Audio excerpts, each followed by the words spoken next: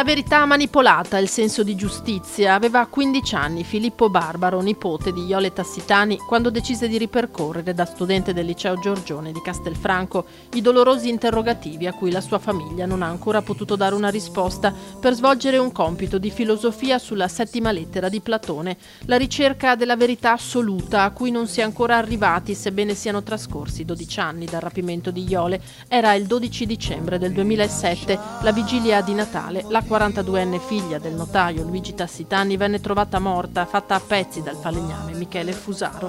Prese 10 Filippo per quel compito in cui raccontava il dolore di una famiglia che ha da subito contestato la possibilità per l'autore di reati simili, sequestro e omicidio, di poter avere uno sconto di pena attraverso il rito abbreviato. Fusaro venne condannato a 30 anni in primo grado, ergastolo in appello, di nuovo 30 anni in Cassazione. La raccolta firme, ben 50.000 per cambiare la legge, non venne mai presa in considerazione, con il risultato, scriveva già nel 2015 Filippo, che Fusaro potrebbe uscire dal carcere già nel 2023 con tanto di titolo di studio in ragioneria.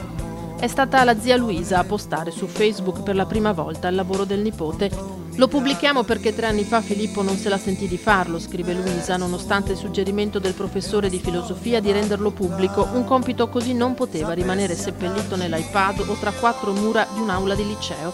Oggi Filippo ha 19 anni e mi manda questo video che mai avevo visto. Io penso che sia un lavoro bellissimo. Bravo Filippo, siamo orgogliosi di te e della tua sensibilità, ma i punti di domanda rimangono.